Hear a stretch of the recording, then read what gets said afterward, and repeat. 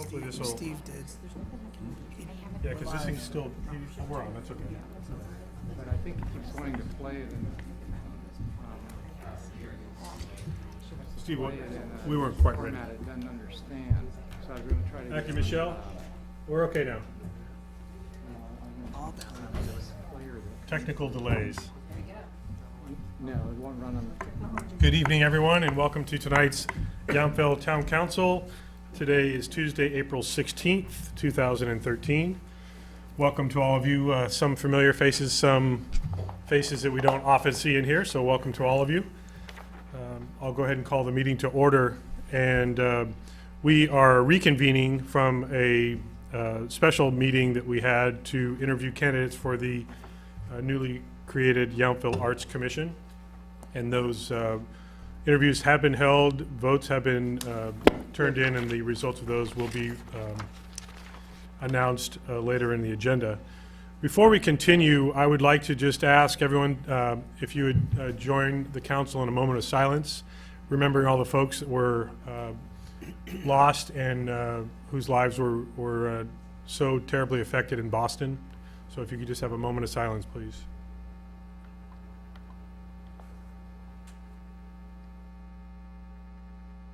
Thank you very much. We'll move on to roll call. Councilmember Hall. Here. Councilmember Moeller. Here. Councilmember Dorenbecker. Here. Vice Mayor Chilton. Here. Mayor Dunbar. Here, thank you. Please join in the Pledge of Allegiance. I pledge allegiance to the flag of the United States of America And to the republic for which it stands, one nation, under God, indivisible, with liberty and justice for all.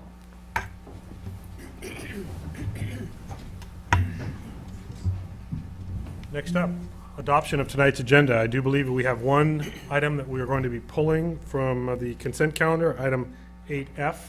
Yes, Mayor, Council, this item would have allowed the Vice Mayor to continue serving as the Up Valley LAFCO seat, subject to confirmation by the City of St. Helena as to their interest in their spot in the rotation of the seat. At the time the staff report was prepared, there had been no indication from St. Helena.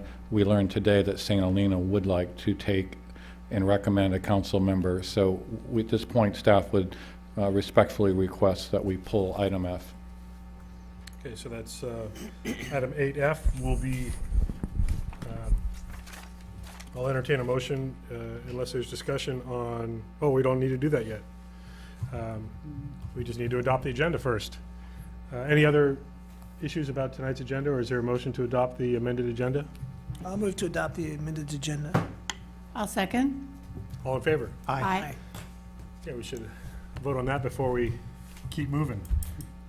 Next up is public comment. So this is a chance for anyone that's here to speak on an item that's not on tonight's agenda to step forward to the microphone and address the council. If it's an item that's related to something later on this evening, please wait until that item. Otherwise, now would be the time to step forward. Yeah, if it's not on the agenda, you're welcome. And if you could maybe pull that microphone towards you just a little bit. You do this every time like that. Am I that short? Yeah. Actually, it is on the agenda for later, but I didn't know at what point I can ask to have it pulled from the consent calendar, and then we could have some public discussion on it. It was the item regarding the Youngville Municipal Code, second reading and adoption of ordinance number 41213, item So, C. 8C? 8C. 8C, you're Yeah. requesting that we pull that item Pull that in for just for discussion. for discussion? Yeah, Okay, we can do that. Now's a good time to ask us that. thank you. Does anyone else have anything they'd like to say? Yeah.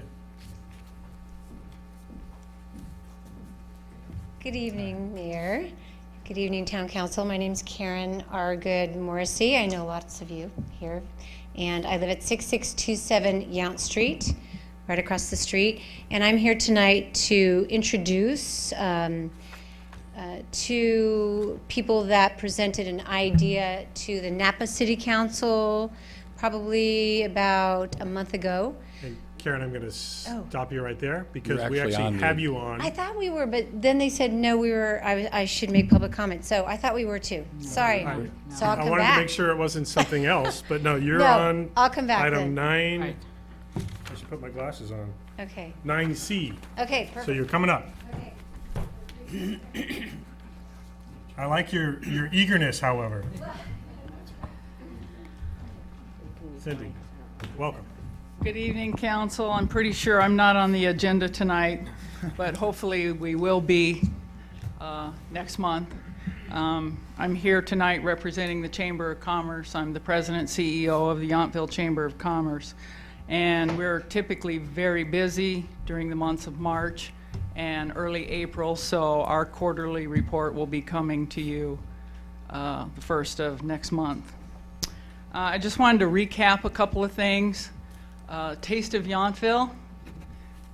Fortunately, Mother Nature cooperated, and it was a very successful event. So I wanted to publicly thank a few people, especially the town of Youngville, Kevin Gaither and the Public Works crew, Samantha, and the Parks and Recreation staff, our amazing volunteer pool that we draw from every year for these events, our restaurants, wineries, and other retail merchants who are all integral to the success of Taste of Youngville. And in particular, the event production company that we retained, Stephen Restivo Event Services, who really did all the heavy lifting and running for this event, and without them, I don't think it would have been nearly as successful. So we got a lot of good information at the RAP meeting, and hopefully with that input next year, we'll be producing even a better Taste of Youngville. And with any luck from Mother Nature, if we can get similar weather to what we had this past event, it should be a real boon for the chamber. The other thing I wanted to bring up, and I passed out a little invitation to you, remind you of Youngville's Economic Outlook 2. It's Thursday, April 21st, and 25th, sorry. And it will be at the Bellagio Inn and Spa Cypress Room, starting at 8 a.m. with a little coffee and a little mixer, and followed by our guest speakers. Of course, Mayor Dunbar, you will be introducing and welcoming everyone. The Chamber, of course, will have a presentation, which we're very excited to be sharing with everyone this year. The town of Youngville, Napa County will be represented, as well as the Napa Community Foundation and the Napa Valley Vintners and Visit Napa Valley. They'll all be making presentations, so I think it'll be a great event, a lot of good information, and we hope to see all of you there. That's all I have. Any questions? Any Thank you. questions about it? Thank you very much. Any other public comment? Yes, welcome. Good evening. Nice to see the board this evening. My name is Marco Wright, and I'm representing the Youngville Bocce Club. I am the current president of the Bocce Club. The Youngville Bocce Club has a good working relationship with the town of Youngville and the entire Youngville community, including members of the Veterans Home. Over years, we have worked together on court improvements, maintenance, and club policy. Every year, we invite the Youngville community to come to the annual meeting to join the club, volunteer, and vote on outstanding issues. Like any other organization, we have a board, bylaws, rules of play, and policies regarding the use of the club equipment and keys. Keys are issued to night court managers for each night of play, and the locks are changed every couple of years for security purposes. The club in the past couple of weeks has been on the receiving end of some very negative publicity. The club did not change the locks in spite of disabled members of the Veterans Home, as reported in the paper. The club's equipment shed, Mr. Brinkman demanded the key to the club's equipment shed and threatened to go to the press if the key was not immediately tendered. Rather than appear to the board, rather than appeal to the board, Mr. Brinkman submitted his story to both the Youngville Sun and the Napa Register. No one from the Youngville Bocce Club was contacted by either publication to verify any of the allegations contained in Mr. Brinkman's letter. For the sake of clarification, the Youngville Bocce Club has no record of any agreement with the Veterans Home for regular use of club equipment. And as current Bocce Club president, I would personally like to invite the representatives from the Veterans Home, the Town and Parks and Recreation Department to address the home's concerns regarding the issues, and would be happy to call a special meeting of the Youngville Bocce Club Board of Directors to expedite and complete the resolution of this issue. Thank you. Thank you very much. Any others like to speak tonight on an item that's not on tonight's agenda? Not on the agenda, but I'm here all the time.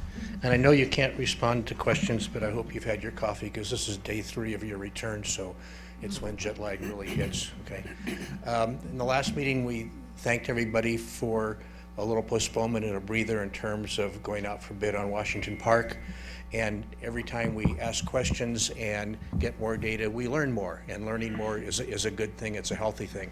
A couple of weeks ago, one of the inputs from the town was that the reasons we were going ahead with the Washington Park changes was due to the public easement. I presented this, burnt more papers for trees, which I won't go through again, but it basically showed that sidewalks were not mentioned. It only talked about sidewalks as an example of the type of things that the town had an easement over, but didn't specifically say there were sidewalks.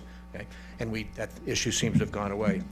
An item that we hear from Steve quite often, and it's very true, and it was mentioned today, and it's why I'm bringing this up, is that we have to make sure that the town understands that the town is subject to compliance, which includes meeting the ADA transition plans, okay?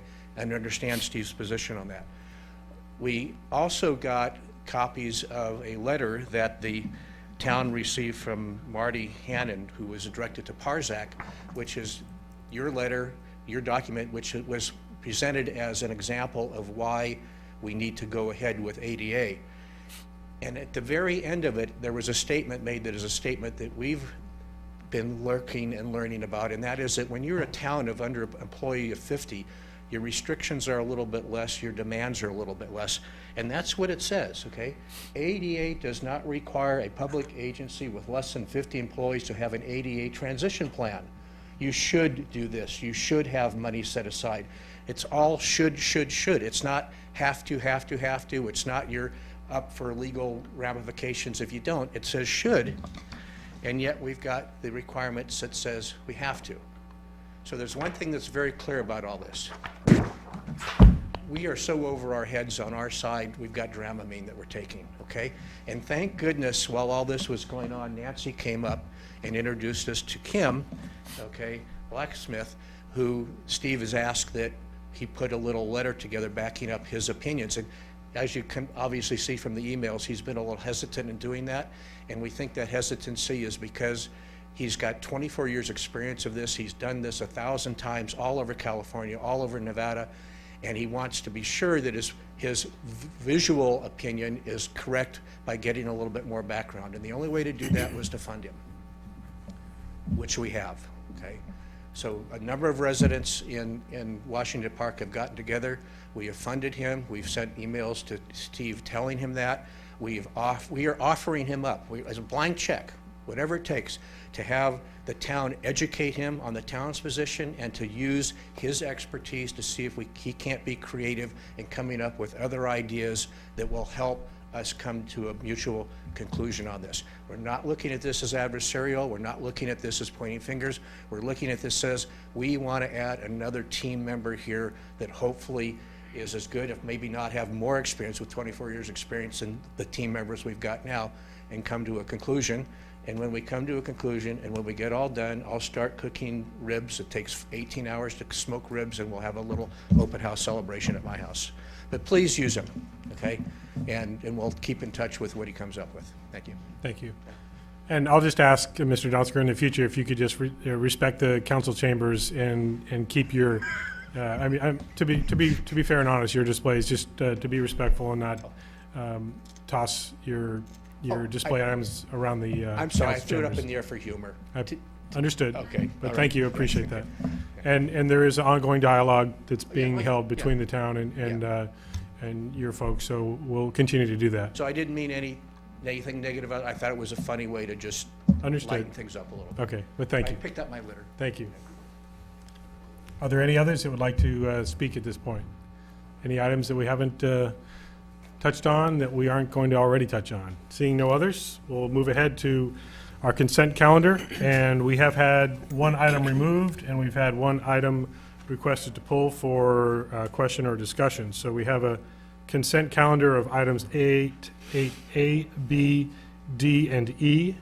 If there is a motion to adopt those consent calendar items? I'll move to adopt motion items on consent calendar A, B, D, and E. Is there a second? I'll second. All in favor? Aye. Thank you very much. We've pulled item 8F. Item 8C, Youngville Municipal Code, that was requested to be pulled by a member of our audience. So if you would like to come forward now and express your either interest or concern or questions, now would be the time. And thank you for giving us the heads up that you wanted that pulled. You did it correctly That was and the the right right time and everything, I so wasn't sure. thank you. Well, my name is Nancy Gifford, 12 Jasmine Street in Yountville. I just had some questions about this. I mean, I understand in some respects it's just sort of an automatic, mandatory type of thing because it's already in your Title III, a previous I don't have all my sections here. 332, 300 Uniform Construction Code Cost Accounting Procedures. And in those procedures, I think Section D requires or says that you have to do automatic, the project cost limits of subsections A through C shall be increased automatically as authorized pursuant to the adjustments made by the California Uniform Construction Cost Accounting Commission under Public Contracts Code Section 22020. So I understand that it's kind of like an automatic thing that's going to happen, but I was wondering if you could just explain a little something. From my understanding is that section, the 22020, also refers to a section 22017, and I'm sorry I'm so disorganized here, 22017 of the Public Contract Code.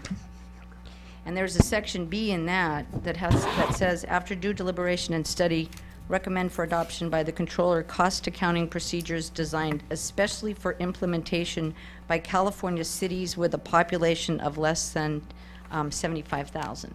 So are the figures you're using based on that section of this town of less than 75,000, or are they just the more general figures that are for all cities and towns? And I will need to defer to staff if you're able to answer that question. This town has adopted previously the ordinance structure to take advantage of the public cost accounting structure. And as Ms. Giffords noted, the prior council action, prior council, I don't exactly know the numbers. We use the numbers that are provided by State Controller John Chang for the appropriate. So I'm not going to articulate, but we use the numbers that are provided by the State Controller. They set those numbers, and they're adjusted every 5 years. Okay, so the number you're referring to that's referred to in the town ordinance or the town Title III refers specifically to section 22020, and there's language in that says, in accordance with procedures and standards adopted pursuant to section 22017. So that's the one that under 22017B talks about cities under 75,000, and I didn't know if that's a different figures cost-wise than the ones you are adopting in the new ordinance. And maybe you're not sure, I don't know. No, we are. We are adopting what is appropriate by state law and using the numbers established by the State Controller. Okay, but not necessarily having to do with a city under 75,000 then? You're not? I'm not going to answer the Oh, question I'm the way I'm you're sorry, phrasing it. I'm sorry, I just was unclear. Okay, so then, because of that, then I understand that the costs are being increased, the cost levels for projects that don't need to be put out to bid to $45,000, is that correct? Informal bid or? Correct. What I don't know the questions, and I want to point out that these are tools that the town has, and I've responded and provided a detailed email to Mr. Donsker already on this topic. There is a range of tools, and the town has the option to use informal bidding, formal bidding, negotiated contract, enforced accounts, and every 5 years, they adjust the number, and all we're doing is increasing the number so that it gives us more flexibility when we are moving forward with a variety of public works contracts. Any public work contract over $25,000 has to be approved by the town council, although this does move with some flexibility in terms of specific public works projects. So that's the only nuance in terms of our purchasing. But I'm not really sure, Ms. Giffords, I understand the question that you're asking, and if I Okay. did, I will try to answer it, but at this point, I really don't understand what you're asking. Okay, the question is, it used to be $25,000 before a public works contract had to come before the council and be put out to informal, and above a certain amount, then formal bid. Now, it's anything $45,000 or less can be done by negotiated contract or purchase order procedures without necessarily the approval of the town council. Is that correct? Not the way you phrased it, no, because in order for us to do anything, staff is only empowered when the council has approved a project and a fund and budgeted for it. So hypothetically, if you're looking at something and a project was approved and the budget was established and funds allocated, then the staff would look at where does it fall, what is the nature. For example, it may be that we solicit 3 informal bids from the various local vendors, select the most. Sometimes we may say, no, this is going to be use of a request for proposal, we're going to go out to bid. All of those are a variety of options, and they're all consistent with state law. And they all have triggering points based on the cost. That's correct. Okay, so anything $45,000 and under would not be put out to bid necessarily, and it could be just awarded by negotiated contract or purchase order procedures, and according to the town's 3.32320, it says, those projects qualifying under subsection A, the town manager shall have the authority to award and to execute any contract for the public work qualifying under subsection A of that section. So I just want to make sure that if there's something that's $45,000 seems like maybe it's not much money in construction nowadays. I don't know, it just seems like a lot of money to me. And that I would think the town council, there would want to be more opportunity for the elected members of the town council to have more input on some of these things instead of them possibly not being as looked at as they need to be and then just, you know, put through on a contractor. Do you understand what I'm saying? Well, I'm not 100% clear on your question either, to be honest, but let me try an answer. We establish certain thresholds as a council locally within the town of Youngville that we provide authority to the town manager. There are also state protocols that he is required to follow regardless of those thresholds that we establish. That's a fair statement, Steve? And so I think if I understand it correctly, if we give the town manager a threshold of authority, but the state allows that authority to go higher than that authority, then that range, he would still be required to get approval from the town council. I think that's, I mean, we still have to. I think that's where we my still question award, is. We still award the bids. Well, but it's not a bid. It's a negotiated contract or purchase order. Well, so- that's semantics also. I mean, if it's a negotiated purchase order or bids, I mean, the expenditure of the funds over a certain threshold that's established by our local policy would still need to be approved by the council. And if I understand your point correctly, and I want to clarify, because actually, in this particular case, the town's chosen to use the state standard for a certain segment of public works contract. So in those cases, those dollar thresholds are slightly different, and they follow the 45, the 75, and the 125. Otherwise, any other non-public works, it's a $25,000 threshold. So I do want to clarify. But I also want to point out, that before we get to a project like that, it goes through all of the capital improvement programming. It has to be funded in the budget, and it's really an unfair characterization to say that the council is not aware of the project moving forward at that point. What you're really looking at in these tools are a range of purchasing processes that would allow us to move forward effectively and efficiently. And in my email to Mr. Donsker, I pointed out a good example. If we're replacing a fence, for example, in many of our areas where we have common frontage, we have a good neighbor policy where there's a public access way, we will typically, when a fence comes due, we agree to split the cost 50-50. We solicit bids. Sometimes they're informal depending on the size. So that could be an informal or negotiated, and based on that dollar threshold, likely not to come back to the council in that. Conversely, as was the case, I will bring up the whole Washington Park, that thing came to the council from the beginning, and it doesn't stop the staff from bringing certain items, the dollar threshold. So I'm not quite sure I understand the real question. But another good example, when we've done the major public works, streets improvements, all of those are over that dollar threshold, and I do appreciate your support. 45,000 may seem like a large amount, It does but to me. in the construction industry, and for those of you that have done any homework, it's really not. Okay, well, I mean, things like striping streets might not cost that much, doing certain things that could affect certain areas. I just wanted to make sure that it's something that the council at some point has heard about, seen, understands, knows, and approves it going forward. And think I'm if I- sorry, unfortunately, it's my ignorance that I'm not familiar with the workings, how things work. Let me try to interpret what might be the core question here, which is, can the town manager by himself arbitrarily decide what's going to happen in Washington Park?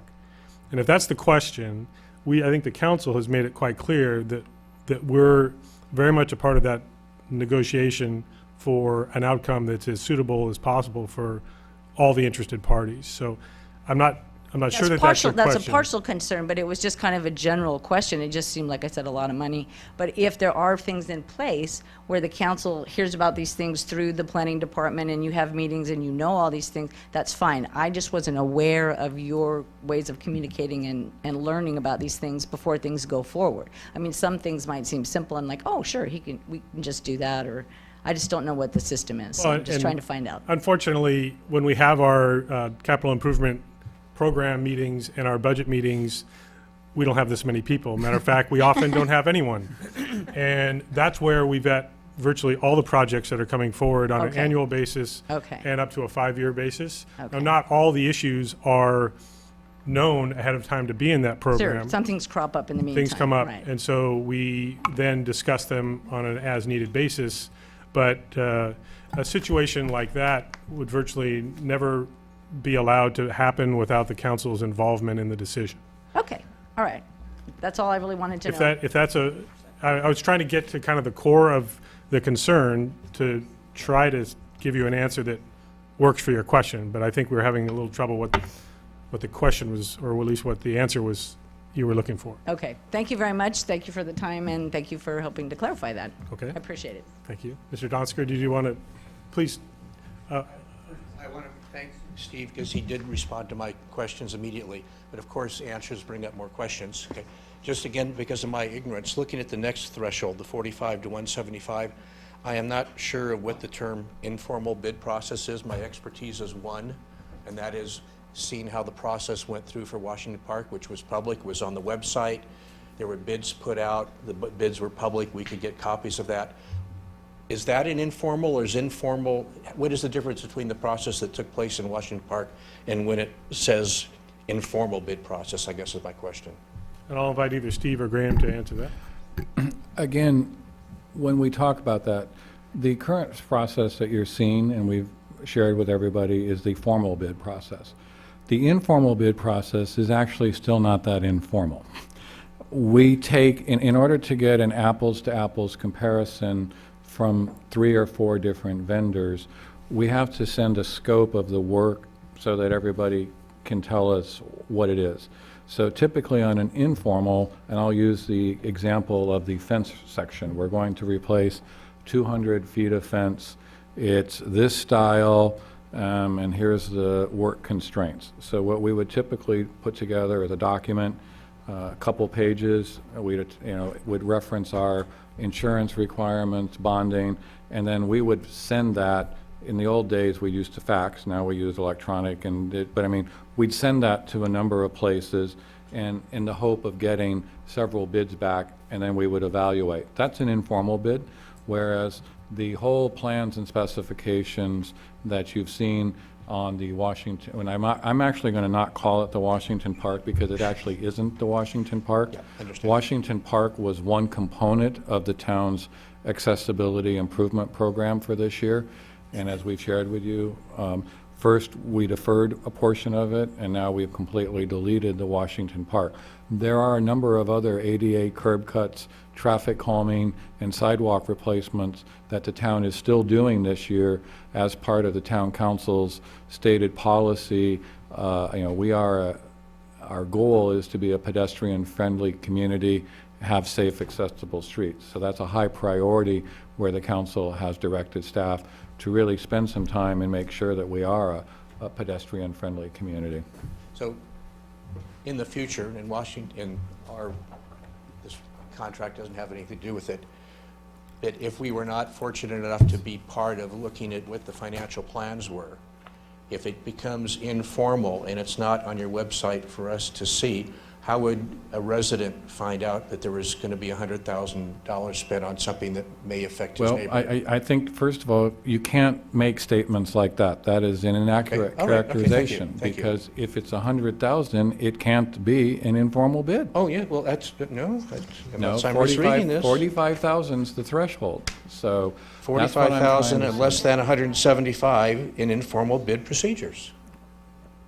It says 45,000 and less than or equal to 175,000 I'm may be sorry. let to contract by informal bid procedures. And if you're saying informal bid No, I'm procedures are sorry. emails, then we No, don't I'm know about sorry. it. Let me go back again, and when we put everything together, the town's budget and our projects include all of the projects. For example, I shared with you earlier when you asked, what is CP 401? Okay? So all of the stuff that the town is doing, we're very transparent when we put a project. So when the council approves the CIP, and then it approves a specific project, all of those elements and the amount that is budgeted for it. What we're really looking at in the case of an informal bid process, that's going to be a tool because it's less time consuming for us to take the core project outline, the bid elements, and get it out, as opposed to, and generally we have to have a consultant, the design work. And a lot of that's going to depend on what's a formal bid versus an informal, to be perfectly honest, not the dollar amount. Because we do, unfortunately, because of the scale of this town, we spend a lot of money. I mean, you have to have engineered plans in order for a contractor to respond to things where there may be traffic control, concrete, and a variety. So in some cases... Steve, if I can interrupt you, I think if I may try to paraphrase your question, Mr. Donsker, is what is the process for informing the public on the fact that informal bid process is happening, not necessarily the nuances of the formal bidding, but it's how would they know if there's a project that they're not comfortable with, how do they hear about it and how can they express their concern? I think that would go back to the budget process and the initial allocation when the council is looking at there's two opportunities there. One would be with the discussion of the capital improvement program, and the second would be as a part of the budget process. Once the council's formally adopted the budget, part of that authorization is for staff to move forward with the implementation. Now, typically with most larger scale projects, we try to communicate and have outreach going into the neighborhoods about what's coming. But a circumstance that we're discussing here, I know we're trying to talk in generalities and hypotheticals, but it really has to do with a particular project. If that project is not known when we're discussing the budget and it's not in our CIP, it's come up because of an incident or a condition change, how then does the public get informed about what that potential budget allocation is?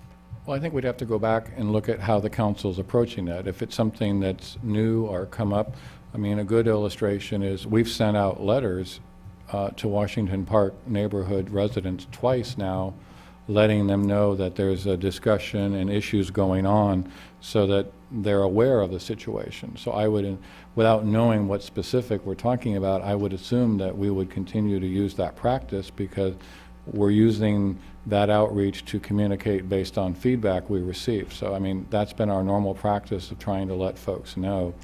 I'll try to use another example that may or may not be exactly accurate, but with the heritage oak tree along Hopper Creek's walking path, there was a condition that presented itself that was not anticipated in a 5-year plan or even a 1-year budget allocation, and an unsafe condition presented itself, and there was a decision made by the council at that time to have the tree removed in the interest of public safety.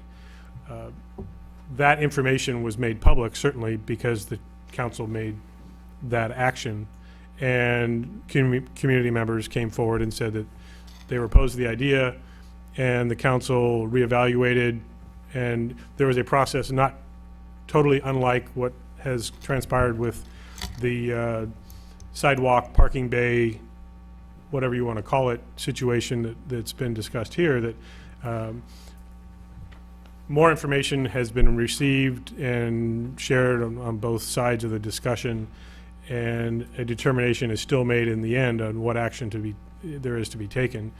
In that case, there was a level of budget allocated for mitigating some of the risk factor, and then there was a wait-and-see approach presented, and then things have continued. The tree still stands, but there's been quite a bit of maintenance and cost allocation associated with maintaining that tree. That might be an example of the process, that there is some public awareness that happens anytime there's certainly council action taken, but I think the expectation from the council is that there wouldn't be any staff action taken on anything of significance. Now, we can sit here all night long and debate what does significant mean. I think the staff has been extremely respectful of anything that's impacting the community, and will bring that either to the council or educate the residents before any final decision gets made. Yeah, I think that the concern is that, as sad as the case is, we as citizens are not going to be all attending your budget meetings for the year, okay? And if there's something in there that affects our neighborhood that is going to be out in an informal bid, Steve said that his assumption would be there would be a letter sent out or something. I guess my suggestion would be is that's not an assumption, it's a commitment that somehow the town will let the citizens know if there's a informal bid going out in the $40,000 to $175,000 range, so we're not caught by surprise. That's my only suggestion. Okay, thank you. Vice Mayor has a comment. Well, I just want to clarify one thing. You made the comment that forget about the type of bid process. No, town staff cannot take action regardless of what was planned or was in the budget unless it's over $45,000. So in the situation you've given, whether it's formal, informal, what neighborhood it is, that award of that contract still has to come to us no matter what that process is over 45, which is our established processes. That is correct. 25 for everything else that happens in the town. But we go through extraordinary long budget meetings, which are all published and all on the internet, that go to dollar amounts that are well below that we program out. So this item is not a surprise item like the tree. This has been out there for a very long time. So I think there's a balance. When you talked about the commitment, I am saying on behalf of town staff, every single thing that the town happens, we're not going to send out letters every single time there's a fence that's done. But what you can know is the process is in place, not the commitment, but the process is there to say, when I say not a commitment, it's not just trust us. Yeah. The process is there that has to be followed. That says if it's a significant amount of money, which is 45 or more, it has to come to the council for approval, period. So it's not going to get backdoored. How do we, as a resident, find out about it before it's coming to you for approval? Isn't that a little too late? Well, that's all, I mean, that's why our agendas are published, that's why they're on the internet, why you can sign up for them to be emailed to you. Well, I was going to say, that's a great opportunity. If somebody is interested in following what's going on in the town, please log on to www.townofyountville.com, use our e-notifier. You have the ability to sign up for all of our agendas, staff packets, the Park and Recreation Advisory, all of those bodies. And then you can pull up and see all of the staff reports and the agenda items. That agenda comes out 4 or 5 days before the meeting, and if that's when we're going to find out that you're approving the bid, it's still too late for us to put our 2 cents worth into it, isn't it? But the- No action is taken prior to the action that takes place No? here. Okay. Even when Okay, staff presents. I believe you. Okay. I'm sorry. we don't formally decide on anything until we sit here and wait for public comment and then deliberate amongst ourselves. We have the information in advance, just like we share with the public. We don't make a deliberation and decision until such time as we've all had a chance to deliberate. Beautiful. Okay, thank And you. an example would be, we don't just see these consent calendar items when we walk in the door. We've reviewed all of them, even though there's staff recommendation to support these items. Any one of us has the ability, just as happened tonight, to pull the item, have discussion, and potentially vote against the staff recommendation. Okay. Now, there is some responsibility for the public to pay attention to the public noticing of all of the items that we are discussing. Agreed. But we are legally obligated, as I believe ethically obligated, to not make decisions prior to our public meetings so that this very opportunity can happen. That's That acceptable. there's either additional support for an item, there's clarification of an item, or there's dissension on an item that it impacts our decision-making. Okay, all right, I understand. Great. Thanks for clarifying that. Mayor Dunbar, I'd like to also add, if people are curious about projects, we have our capital improvement program on our webpage. We have a binder out here in the hallway at Town Hall. They can also just call up town staff and we can give them information about any projects in their neighborhood. And I think, to be perfectly fair, we know all about that, and we live it every day. And realizing that many people that live here, frankly, don't care until it affects their street or their neighborhood. I mean, that's the reality of it. And so knowing that that's the process, it's available to everybody all the time, and it's even more readily available now than it used to be, the fact that we're able to post things immediately online, and as the town manager said, e-notifier will automatically send you the information. There is some burden of responsibility for you to actually read that information. And I think that's kind of the compromise, that as long as you're willing to double check that there isn't something that you're interested in but don't know if you can participate, you can always participate. I shouldn't say that, but that's just the process. Richard, clarifying that it's not a done deal when we see it on the agenda is all that satisfies me. I'll attest to it.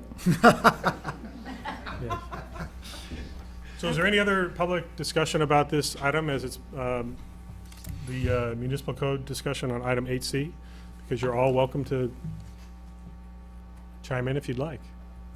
Seeing no other public comment, I'll invite the council to act one way or another on item 8C.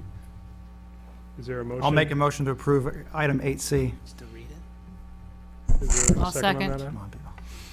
Any further discussion by the council? Okay, all in favor of the motion? Aye. That motion passes unanimously. But thank you for the discourse, and this is the way it should happen. If you're not comfortable with something, and you have questions, you should ask us. So, Mayor, just to inform you, we are not streaming live on Granicus. There's some technical error that we're trying to work through. So we are trying to record with an alternate source, but we are not web streaming currently. okay, thank you. Back to the manual. So we're not worldwide right now? We are not worldwide, I'm sorry. Channel 28. Channel 28. Okay, we're gonna move on regardless to our presentations.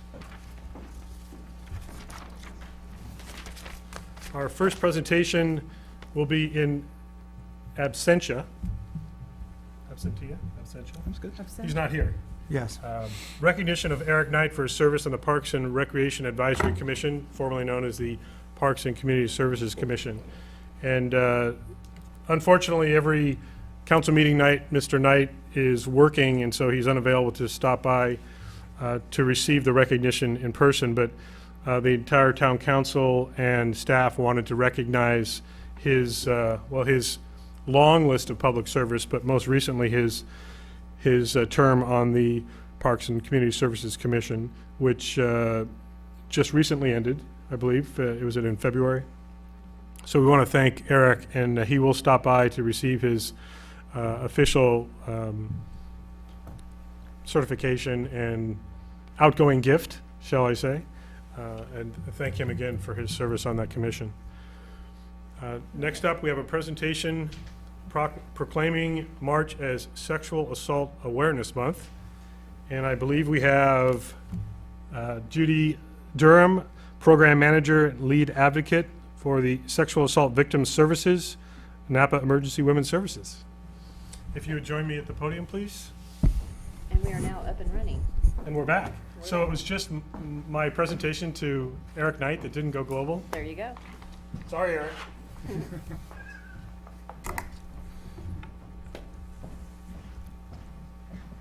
Thank you for being here. Thank you. What I will do now is also move the microphone. And I'll go ahead and read this into the record. Sexual Assault Awareness Month, April 2013. Whereas the month of April 2013 is Sexual Assault Awareness Month in California and throughout the United States, with the theme this year being, "It's time to talk about it. Talk early, talk often, prevent sexual violence." This April, join the conversation. Focus on healthy sexuality and child sexual abuse prevention, and start talking about healthy childhood development to prevent child sexual abuse. And whereas Sexual Assault Awareness Month is intended to draw attention to the fact that sexual violence is widespread and impacts every community member of the town of Youngville. Statistics indicate that 1 in 5 women and 1 in 71 men will be raped at some point in their lives. Child sexual abuse must be a priority to confront the reality that 1 in 6 boys and 1 in 4 girls will experience a sexual assault before age 18. And whereas for over 31 years, Sexual Assault Victims Services, a program of Napa Emergency Women's Services, also known as NEWS, has led the way in addressing sexual assault by providing 24-hour hotline services to survivors and their significant others, responding to emergency calls, and by offering support and comfort to those impacted by sexual assault during forensic medical exams, all criminal proceedings, and empowering those impacted by sexual assault to chart their own course for healing. And whereas NEWS Sexual Assault Victim Services for Napa County requests public support and assistance as it continues its effort to create a future where all women, men, and children can live free from violence and exploitation. With leadership, dedication, and encouragement, there is evidence that we can be successful in preventing sexual violence in the town of Youngville and throughout Napa County through increased education, awareness, and community involvement. In collaboration with NEWS Sexual Assault Victim Services, we must work together to educate our community about sexual violence prevention, support survivors, and speak out against harmful attitudes and actions. It is appropriate at this time to acknowledge the work of those individuals who provide crucial services to sexual assault survivors, victims, and their families. It's time. Now therefore be it resolved, I, John F. Dunbar, Mayor of the town of Youngville, do hereby proclaim the month of April 2013 as Sexual Assault Awareness Month in Youngville, and I commend this observance to all of our citizens. So thank you very much for being here to represent all the people that do such great work. So if you'd like to.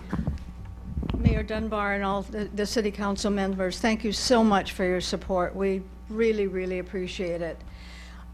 Sexual assault program last year served 290 clients, 147 of which were under the age of 18.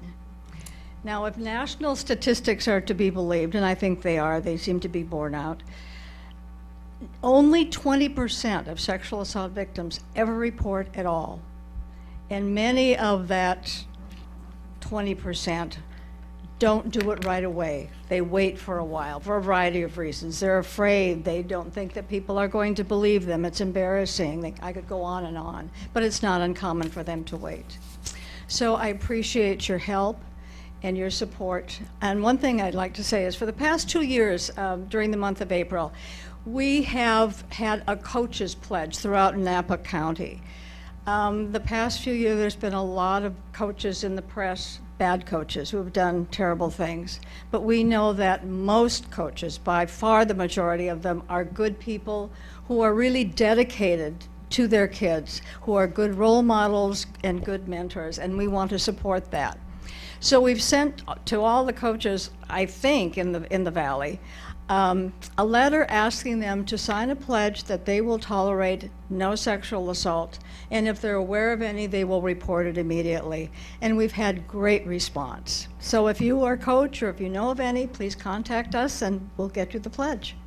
Again, thank you very, very much. Thank you. And thank you for all the work that you and your team do. Thank you.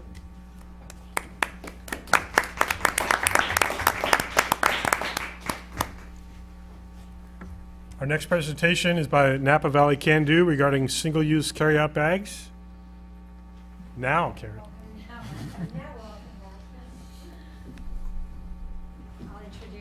Now, I do understand we had some trouble with the presentation. It might work, I'm not sure. Okay, We'll so see. we're not 100% sure that the just a video test. portion is going to. Technically challenged this evening. Technology is wonderful when it So works. it's not. It's You not want, gonna you work. want me to wait until, or not you gonna want me to go. just do our? Go ahead. They have it on their laptop. Yeah, we Okay. have it locally, it came in our agenda, but I think the presentation for the big screen unfortunately is not working. Okay. Well, that's okay. These women are amazing. They don't even need it. can To let get you- the point I can across. let you- Anyway, my name is Karen Arg, no, we would like it. We would love it. It just empowers what they say. My name's Karen Argid Morrissey, and I live at 6627 Yount Street. Thank you for having us this evening, Mayor Dunbar and Town Council. So today we're going to talk about something that I left a message for the mayor maybe a month ago, and it was after I heard a powerful presentation by Carol Poole and Grania Lindberg, both from Napa Can Do, a wonderful volunteer organization that really gathers people together to volunteer to help the community do incredible things. And they made this presentation that was very powerful and all about getting rid of banning single-use plastic bags, which has been a passion of mine for a long time. And I thought, Youngville should be doing this ahead of Napa. Youngville is smaller. We have one of the greenest hotels in perhaps California. I don't know the exact statistic. We are a small town that I think are leaders in many ways, and I thought this would be an opportunity to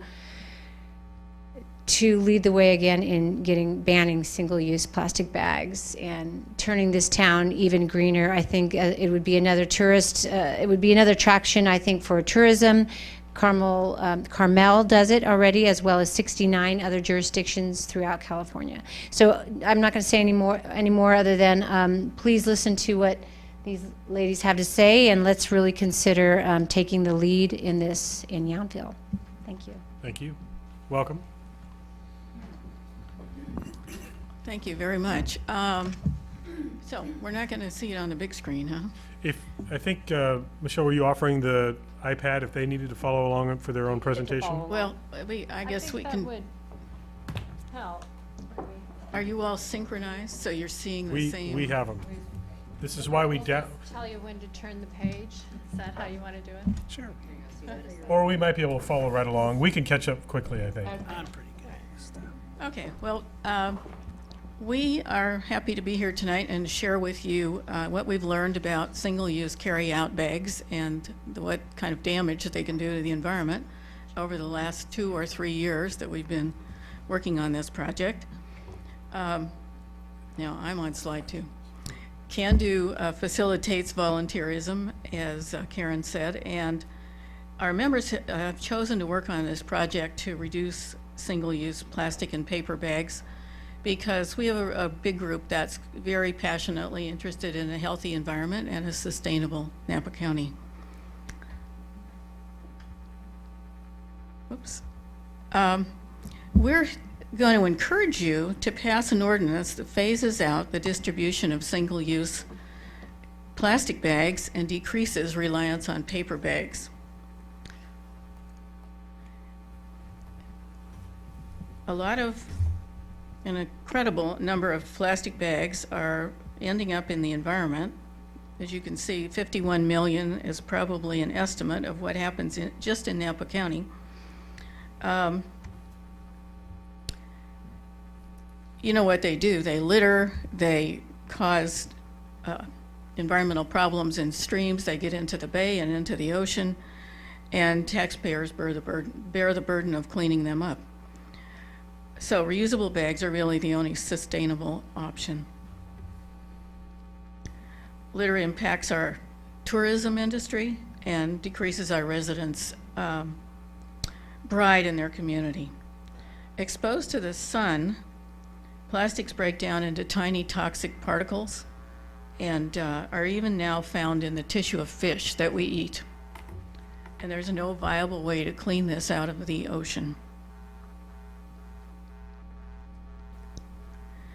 The pictures that you're seeing, if you're on slide 6, are plastic being pulled out of the recycling line. This is at Napa Recycling and Waste. I'm not sure. Your trash, I think, goes to Upper Valley. Is that right? Mm-hmm. I assume they have a similar situation. And the staff there just picks tons of plastic bags off of the conveyor belt of things people turn in to recycle. And they really can't be handled by the recycling line. They get jammed in the equipment. And the picture on the right is a bunch of bales being ready to ship out, probably going to Asia. And this doesn't even count the ones that people turn in and put in the trash, the regular trash, which go into landfills. Now, we found out that paper bags are not really the right answer either. They use lots of trees, water, and energy. And when we talk a little bit later on about an ordinance, you'll find out that actually lawsuits have been filed against communities who have tried to ban plastic bags, but they don't do anything about paper bags because they do have a negative environmental impact. The county, the cities of Napa, St. Helena, and Calistoga, and perhaps Youngville, I don't remember, declared October 2011 Better Bag Month. And our group, as well as some other local groups, had tables in front of grocery stores. We did lots of activities to try to raise people's awareness. We gave out reusable bags and various kinds of literature. And what we found was, Carol's going to talk about the results. We did a survey. I'll let her tell you about the results. Well, hi. We did an informal survey and counted the number of people going into grocery stores, select grocery stores in Napa before we did all the education during that month, counted the number of people coming out with plastic bags. And then we did it again after all of the education. And we saw a slight decline, but it was like, only 3 or 4%. So we thought, we could be beating our heads against the wall for a long time to make any significant change doing this. So we came to the conclusion that education alone wasn't going to produce the change that's needed. So we are going around to city councils and we're asking to adopt an ordinance. And as Karen said, there's over 70 jurisdictions in California that have adopted ordinances. The state has failed to act. There have been several bills that have failed to get out of committee over the last 6 years. And so we're not feeling that this year is going to be any different. In the communities that have adopted ordinances, they found that there's been a 95% reduction in single-use plastic bags. There's also been a 30% reduction in the use of paper bags. And so that's all, the difference is people are using reusable bags. So to educate ourselves primarily, and also to have points to present to councils, we drafted an ordinance. We looked at the best practices at the time of several different communities, seeing what was in their ordinances. We looked at what the lawsuits have been about. And we have a draft that we are, happy to share with you. But we found that there's certain things that really need to be in an ordinance. First of all the ordinances prohibit retail stores from providing plastic single-use carry-out bags. That can vary from jurisdiction to jurisdiction depending, some just say stores over 10,000 square feet, some just say grocery stores. What we've drafted would affect all retail stores. It requires the retail stores to charge a pass-through cost of not less than 10 cents per paper bag, and that's to encourage shoppers to use reusable bags. We found that cities that did not have this pass-through cost for paper bags often got a lawsuit. And then if with that pass-through cost, the retailer gets to keep that money and there's no restrictions on it, so they can use it to offset any costs that they may have if they want to provide reusable bags. There's other provisions in the ordinances that are pretty common. They usually exempt certain types of stores, primarily like takeout food vendors, and then certain other types of bags. Produce bags usually are exempted, newspaper bags, dry cleaning bags. This really affects the single-use carry-out bag that you get at the checkout stand. The ordinance would define a phase-in schedule to give the retailers and the shoppers time to prepare for it. And it also exempts food stamp program recipients so that there's no adverse impact on low-income residents. I've mentioned litigation a few times. The lawsuits are over CEQA, of course, the California Environmental Quality Act. And so different jurisdictions have approached CEQA in different ways. Some have used categorical exemptions, some have done negative declarations, and quite a few have done full environmental impact reports.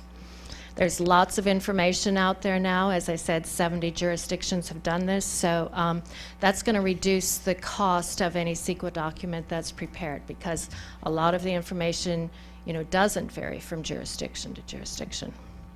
And the other thing that we're really hoping can be done is that there would be a master CEQA document that could be prepared that would cover all of Napa County, and then each jurisdiction within Napa County could use that master environmental document. So you wouldn't have the cost of preparing your own. And so that's, we first approached the Napa County Board of Supervisors with that idea, and they're very open to it. And so I would encourage, if you're interested, to talk to Steve Lederer. The supervisors have made Steve Lederer, he's the Public Works Director, kind of in charge of this project. And then our next step was to go to the City of Napa. And we did a presentation like this to the Napa City Council. They voted 5-0 to pursue this. So their staff person that is working on it is Julie Lucido. So Julie and Steve are, communicating with each other, and they're going to be moving forward on ordinance. So if this is something you're interested in, we really encourage you to kind of tie in with City of Napa and the county.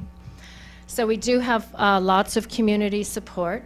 We have over 1,000 local Napa County citizens that signed a petition saying they wanted some kind of ordinance adopted.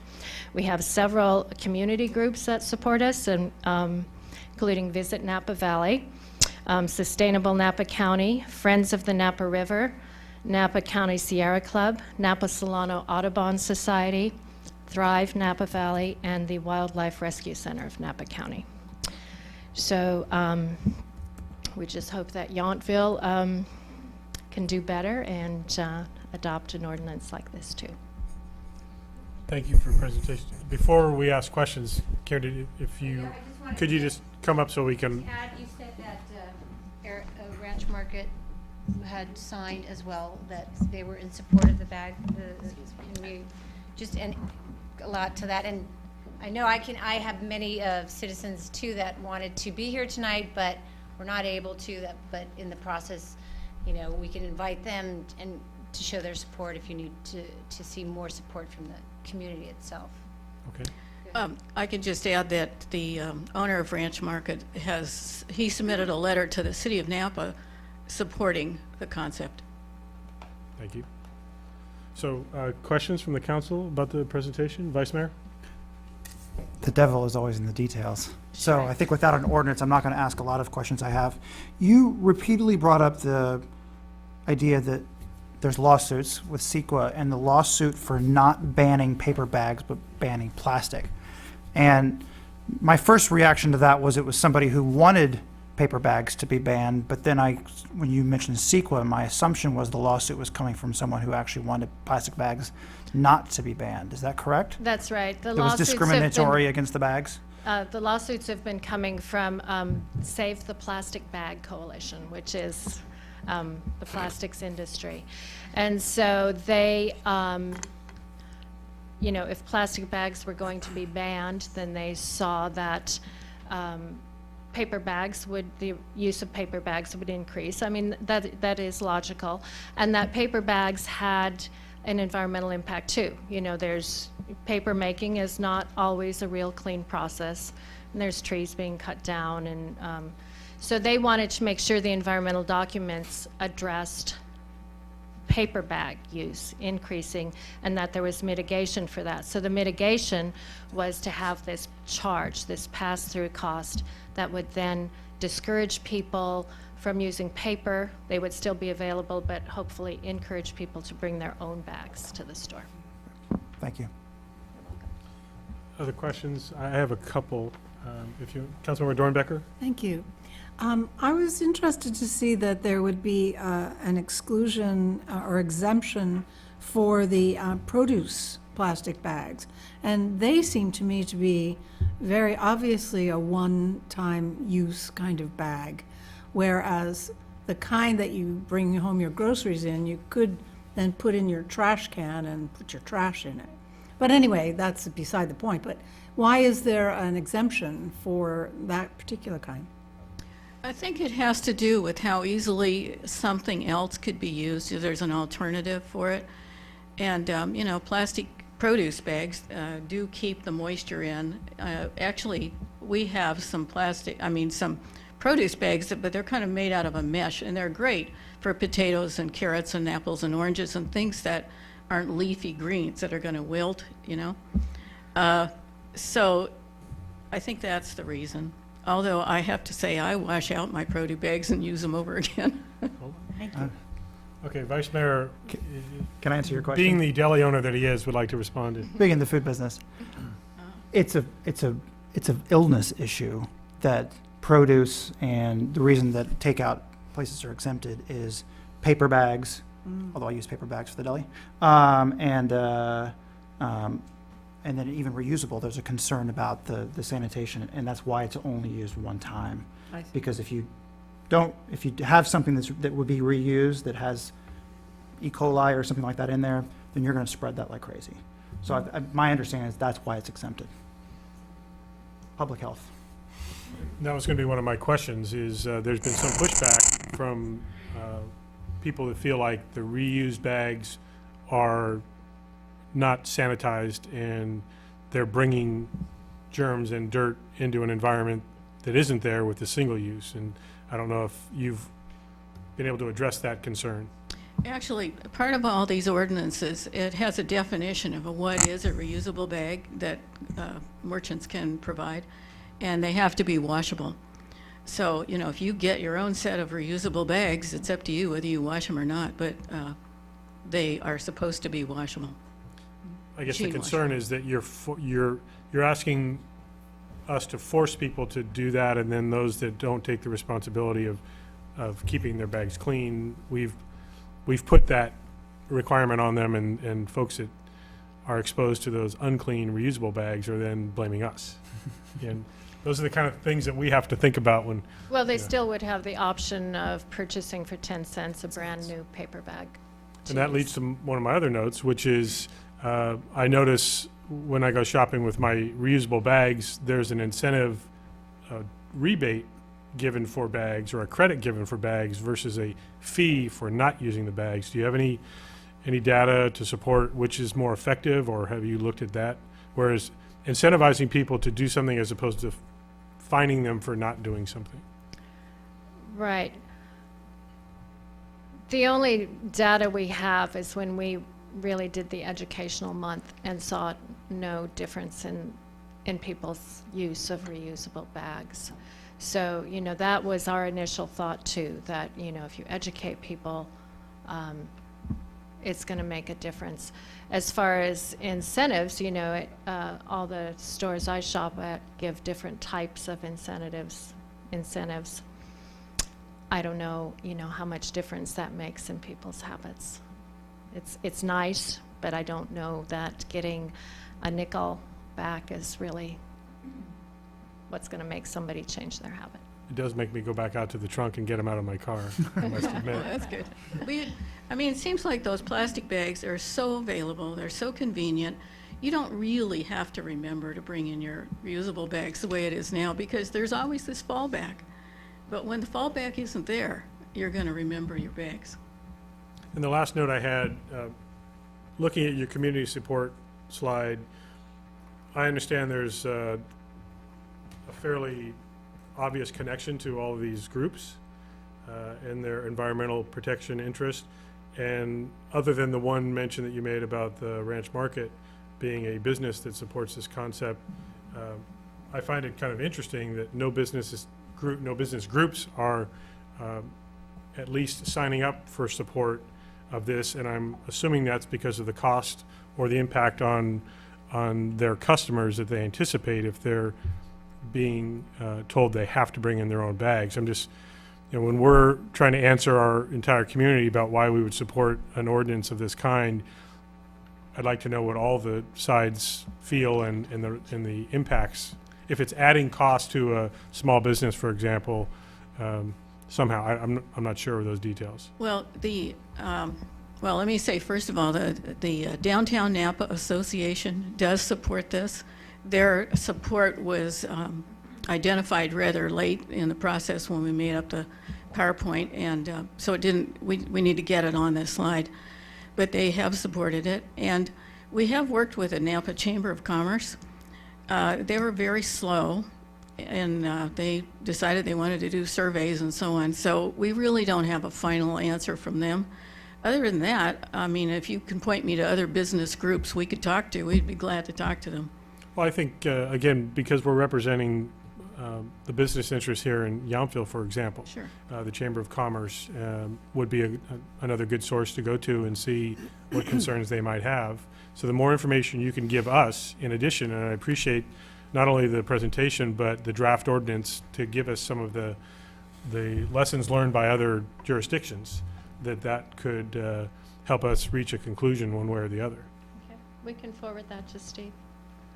Yes, if you could provide staff with as much background as you can get, the more information we can get, the more educated we could feel response. Councilmember Moeller? Yeah, I just wanted to address an earlier comment made by Councilmember Dornbecker about the plastic vegetable bags. That actually comes from a California, it's the, what is it? I wrote it down so I wouldn't forget, and here I'm forgetting. The Retail Food Code, that they have, right in the beginning of that code, they say that their code applies and no other California law can change anything in that code.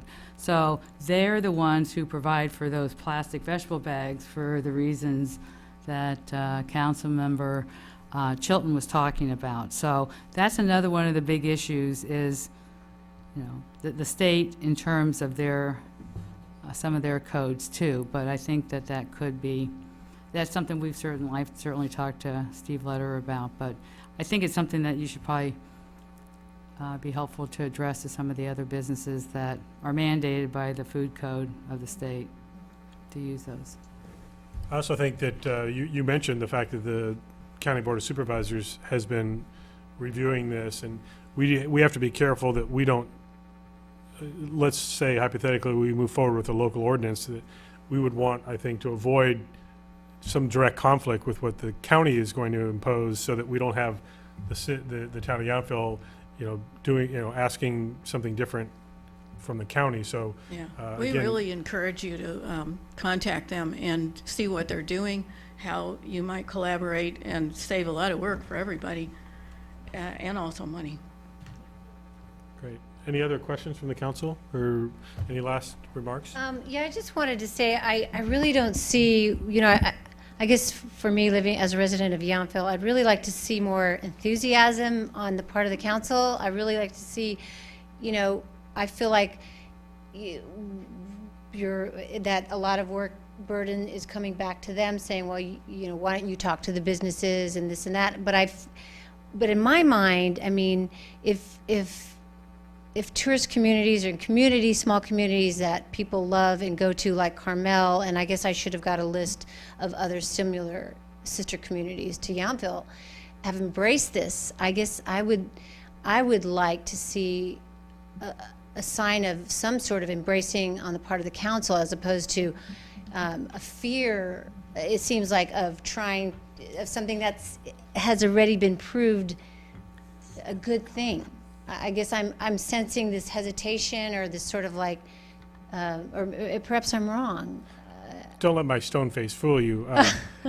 But what I would say is we are hesitant to react too quickly to create an ordinance that we don't fully vet and feel comfortable with, but that doesn't mean that we're not interested. Okay. I think this is the very first presentation that we've received of the information, and I think it's fair to allow staff to, and not just you folks, and I appreciate the fact that you've brought the presentation to us to educate us, but I think staff's going to need to do some due diligence, working with the county, talking to some of the other jurisdictions in the county, and then the council will be able to deliberate. We just, I think, need to make sure that we get as all-encompassing data as we can, so we can try to make as an informed a decision as we can.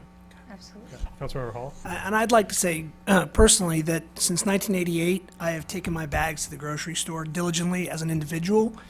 I want to make sure that we're clear, though I would embrace this as an individual, that we're also representing multiple businesses in this community. We have to make sure things are vetted, and I'm fully supportive of it as an individual, but I don't want to impose that upon everyone else until we're sure we understand what this all really means. But I think it's a great idea. The fact that the town of Youngville has reusable logoed bags, I think, will tell you that we already do support at least the use of those. The question is whether we want to move forward with a prohibition of other types of bags, and what the ramifications might be of that. So, yeah, Councilmember Dornbecker. I want you to know that I'm very enthusiastic about this, and I also have just, not that this has anything to do with what you're saying now, but I have just read about a 19-year-old young man who has invented a vacuum cleaner that in the ocean that is sucking up the bags. So I'm very excited, and Great. we'll look. Great. Well, thank you so much for receiving him. Thank you so much for being here. I really appreciate it. Thank you. And this is, again, part of the education process for us, is that you bring us the information, and then we work together to try to reach a goal. So Thanks. thank you very much. Thanks for your action on this, too, Mayor. Thank you. Thanks, Thanks. everyone. Okay. Next up, we're going to talk public safety. And that's not Steve Hawks. But welcome, a very familiar face again. So we're going to hear first from our CAL FIRE quarterly report. I'll have to raise the mic up here a little bit. Good evening, Mayor, Vice Mayor, and council members.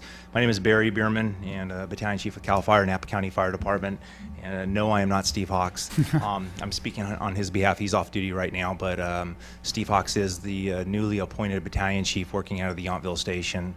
So if you haven't met him yet, I'm sure he'll be here to present some of these in the future.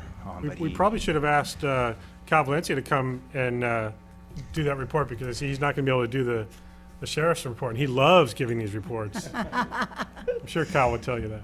But Chief Hawks is very familiar with Youngville. He worked at Napa for many years as the captain there, and recently was promoted to the battalion chief in charge of the Youngville station. So on his behalf, though, the quarterly report for January, February, and March of 2013, basically the breakdown of calls were 371 total calls that the Youngville Fire Station responded to.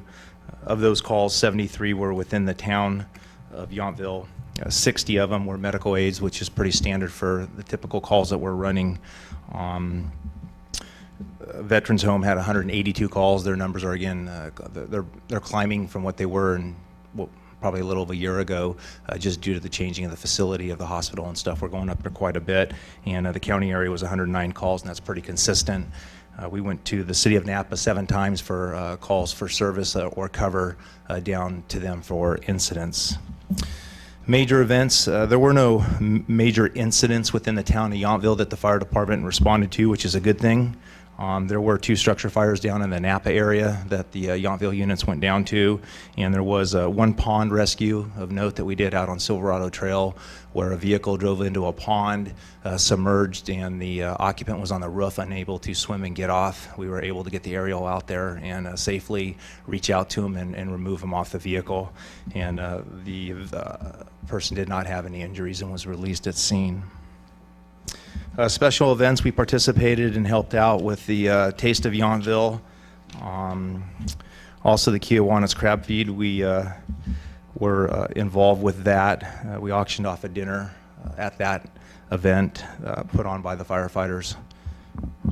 We did some fire extinguisher training for the local winery. I believe it was at BV this time, where we assisted employees with how to use a fire extinguisher safely and put out fire. Did a Cub Scout show and tell at the fire station. One of the local scout troops were able to come by and spend a few hours there. Participated in the Read Across America that occurred at the Youngville Elementary School, where the guys on the engines actually went there and read to some of the students, which I understand was a good event for both the students and the folks that were out there reading. Did a fire drill with the Mondavi winery, did some training up the Lincoln Theater, participated in Breakfast with the Bunny here in town.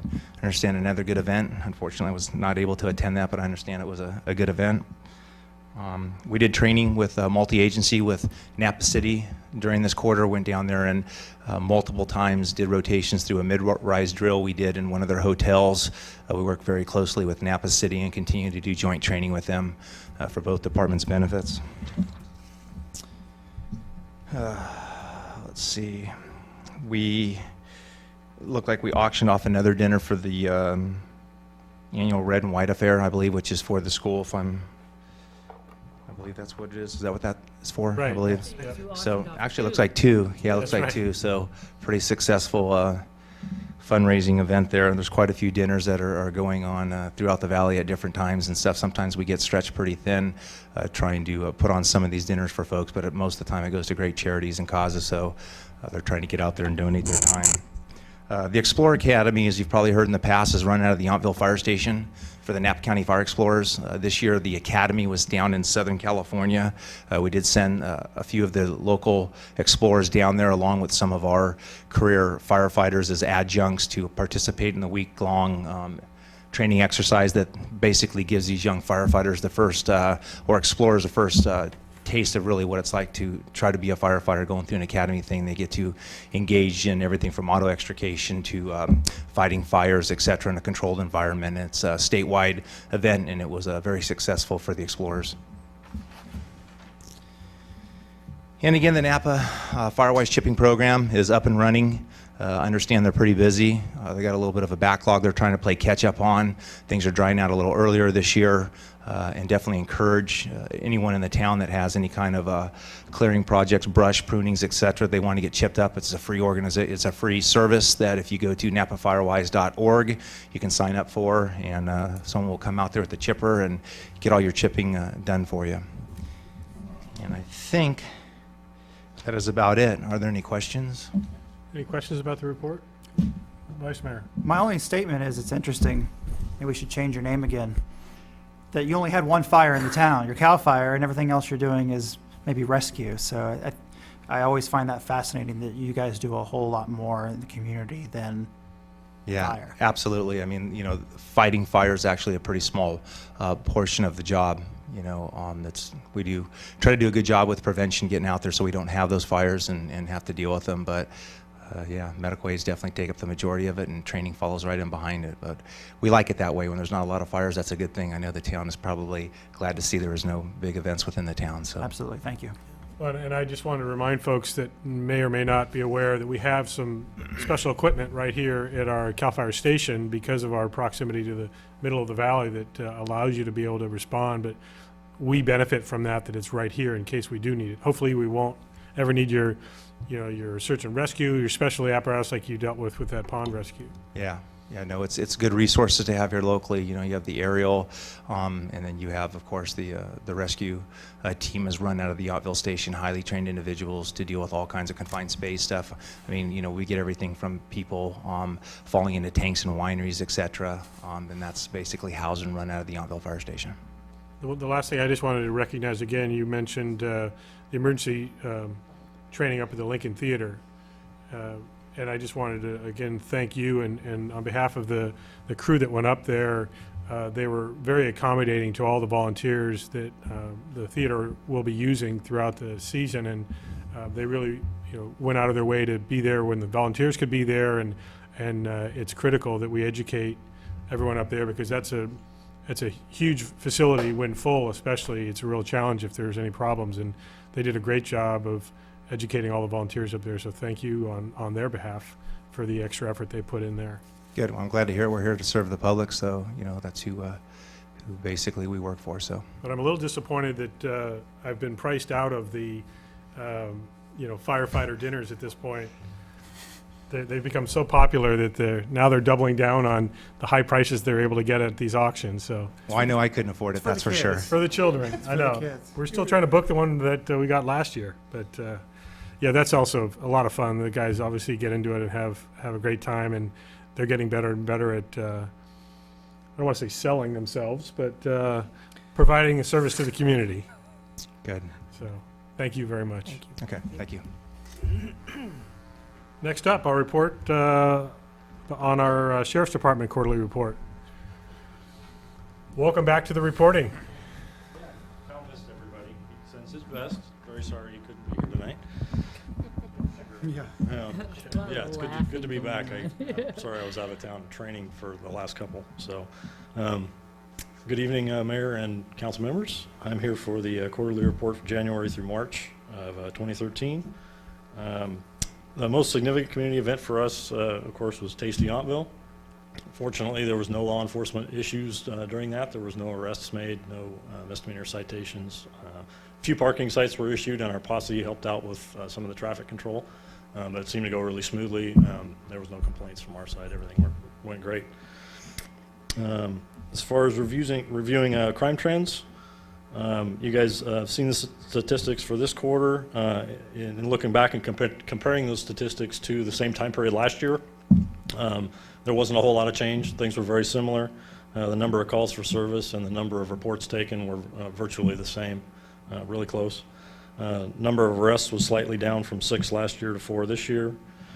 Crimes against people remained very low. There was only one incident that was a major felony. Property crimes were slightly less, with 11 reports last year and 9 reports this year. Calls for service at the Veterans Home accounted for 23% of the total calls for service. That seemed a little high in comparison to some of the other ones. So I kind of went back and looked at them in the database, and it seems like maybe we're getting credit for some of those medical calls that come through our dispatch center. And so that might be artificially inflating that number a little bit compared to some of the, like I said, I think the average has been 12-14% in other quarters. So I think those medical calls are getting mixed in there versus a crime spree at the vet's home.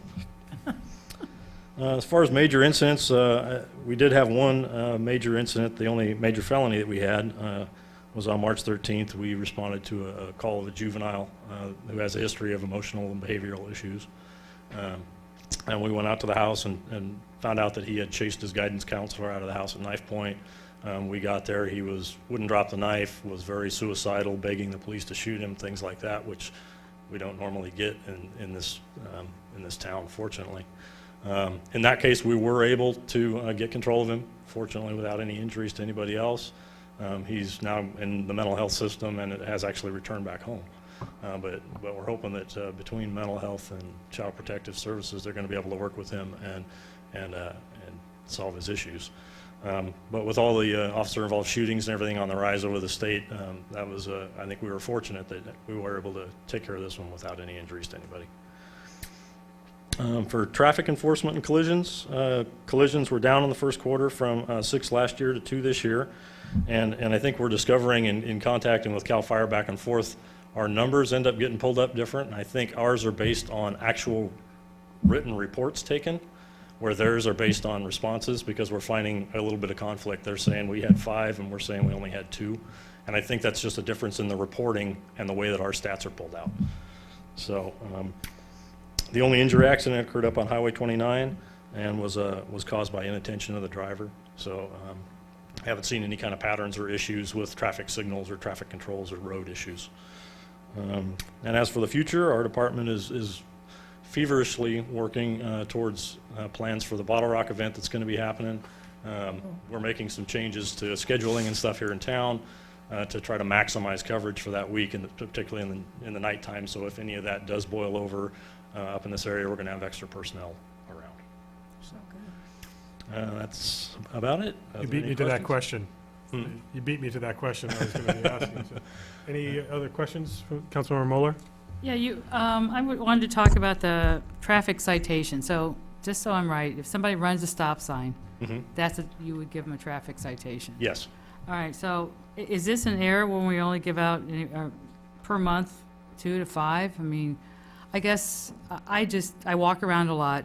I see it happening all the time, and I see people in crosswalks and almost get hit. It troubles me a lot. So is this possibly not correct? I mean, because the amount of parking tickets are almost 10 times that. So yeah, and, I see somebody parking. We try to do a good mix when it comes to particularly the moving violations. We try to do a lot of warnings, try to get people to comply. So we're out there being visible and actually making the stops where people see them, but everybody may not get a ticket. So those numbers probably are low. Like I say, we try to educate as much as give tickets. And it's not that the guys aren't out there making the stops when they see them. They just may not be issuing a lot of tickets. They may be giving more warnings. Well, I saw you issue a warning, and that same person keeps running all the stop signs, so I don't know. We can start giving more tickets. Anyway, I'm just concerned about, we have a lot of older people walking around, going in the crosswalks, and I see a lot of near misses, so I'm concerned. Yeah, understandably. We can address that. Councilmember Hall. Thank you. Thanks for the report. I have a quick question, and it has to do with regards to cell phone usage. I mean, are you seeing or getting a sense there's any more or less of this that's occurring in people's vehicles while they're driving? There's the state is actually doing an active campaign, and they're gathering statistics to put out to the media that's specifically for that. I don't think we really see any change. I mean, it doesn't seem to be getting any worse. If anything, I think it's getting better. Because it's becoming, the media is getting out there and letting people know that they're going to be tickets for it. Like say CHP and some other agencies are doing directed enforcement specifically for that, and posting the number of tickets that are being written. So hopefully some of that education is going to roll over and help curb the use of cell phones and texting and things like that while driving. Yeah, okay, thank you. Other questions?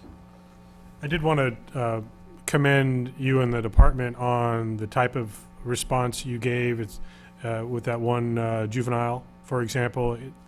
I think a perfect example of how important it is for you to be community connected and be familiar with that individual, for example, and how to not overreact, understanding the circumstances more than if you guys weren't as connected with the people that live here and the folks that might be a little bit more prone to having issues. And so I think that's a great situation where you give necessary but appropriate response and have a positive outcome from it. Thank you. So thank you very much. And thank you. Ironically, as Councilmember Mueller mentioned, we all, of course, have great concern about the safety on the sidewalks. And as soon as we start to see more stop sign violators ticketed, we then get to receive the emails and calls about why are you being so punitive to our local residents? It's unfortunate that the local residents are the ones that often are breaking the law, and then when you try to give them a break and they keep, they don't get that message, then the consequences could be pretty dire. Yeah, I would like to do some more targeted enforcement like we did last summer, maybe utilizing the motorcycles. Because here in town, they're so much easier to maneuver. And so it really makes it easier, and you can pick a lot more places to hide, so to speak.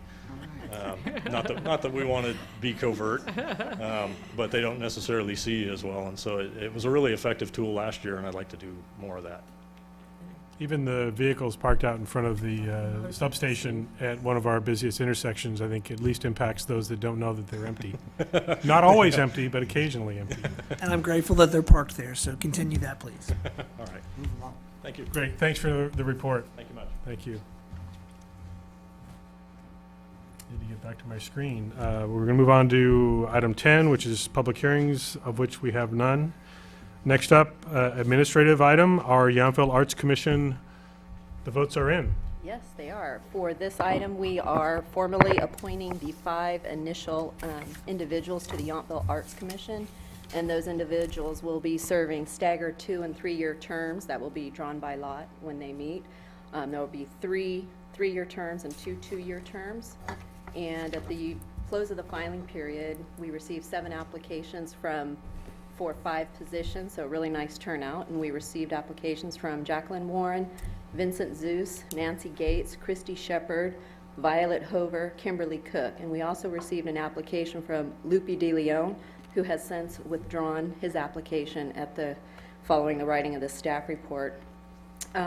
Council interviewed the applicants earlier this afternoon and has submitted their rankings, and I'll just quickly read through them with the first through 6 choices, starting with the first. For Councilmember Dornbecker, it's Christy Shepard, Kimberly Cook, Nancy Gates, Vincent Zeus, Violet Hover, Jacqueline Warren. For Vice Mayor Chilton, it's Kim Cook, Nancy Gates, Christy Shepard, Jack Warren, Vincent Zeus, Violet Hover. For Mayor Dunbar, it's Nancy Gates, Kimberly Cook, Vincent Zeus, Christy Shepard, Violet Hover, Jack Warren. For Councilmember Hall, it's Kim Cook, Vincent Zeus, Nancy Gates, Christy Shepard, Jack Warren, and Violet Hover. And for Councilmember Moeller, it's Vincent Zeus, Kimberly Cook, Nancy Gates, Violet Hover, Christy Shepard, and Jack Warren. And based on those totals, the 5 ranking individuals are Kimberly Cook, Nancy Gates, Vincent Zeus, Christy Shepard, and Violet Hover. With that, that concludes my report. If there's any questions, I'm happy to take them, and I also see a member of the audience, an applicant, who may have comments, so if we ask for public comment on that. And then concluding that, I would ask that council make a motion to appoint the 5 ranking individuals I just named. And just as a reminder, the clarification you gave initially in your report, that the commission itself will designate who are the 3-year terms and who are the 2-year terms in Yes. order to create that stagger going Yes. forward. Yes, that's correct. And then And- from that point over, they're 2-year terms after that point.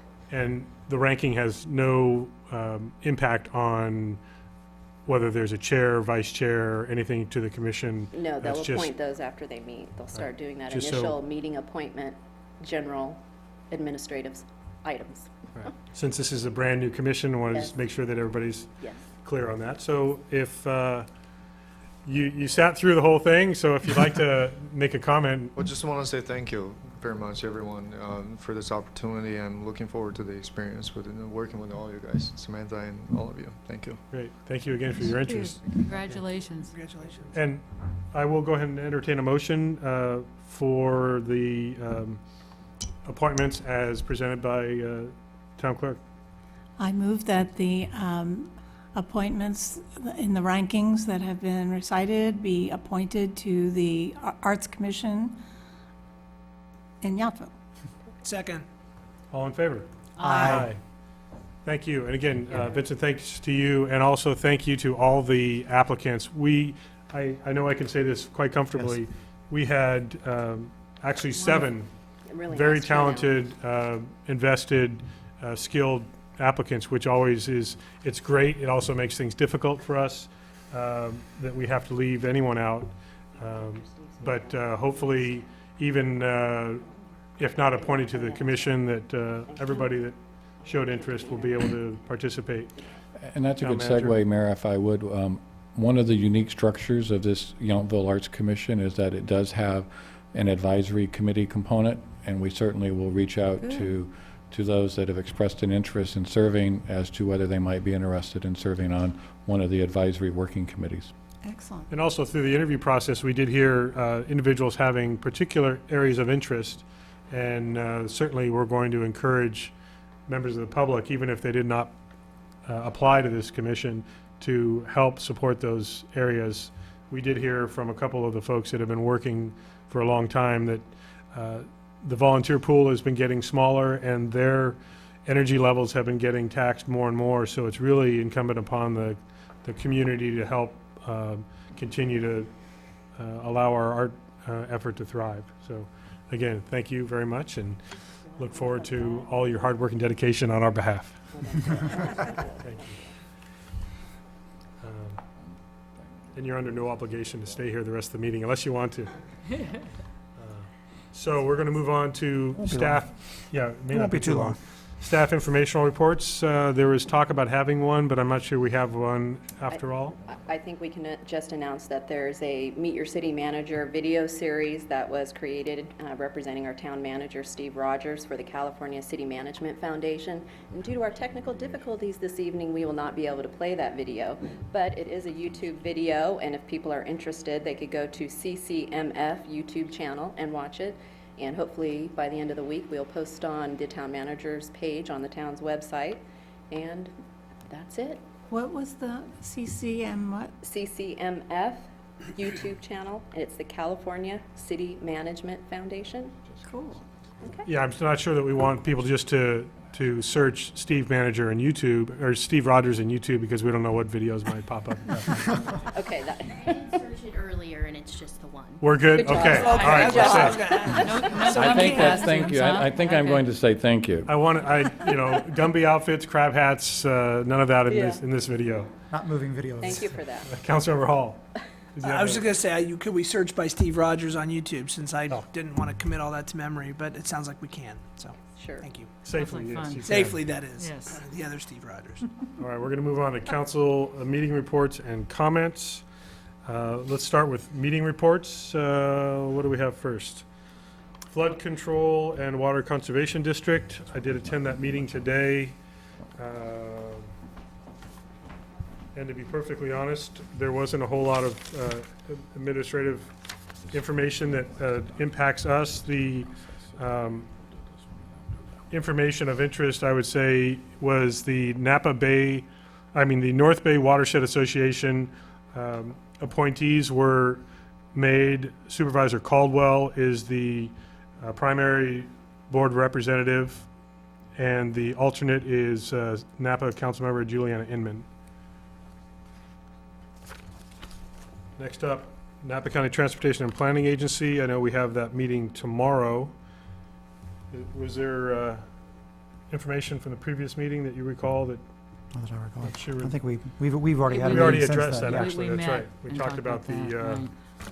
the bylaw review and of council or Weighted RFP. voting. Right.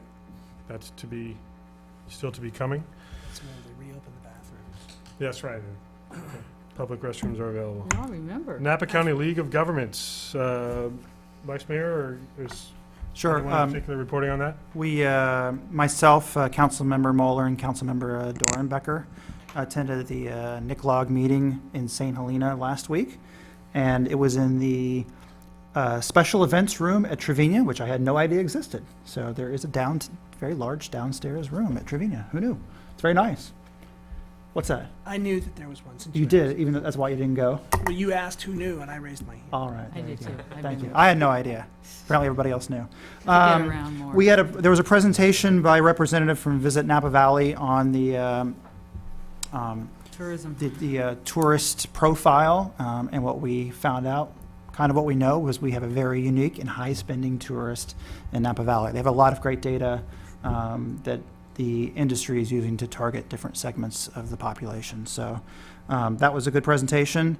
And then we had our city reports, which I don't know there was anything particularly rousing out there.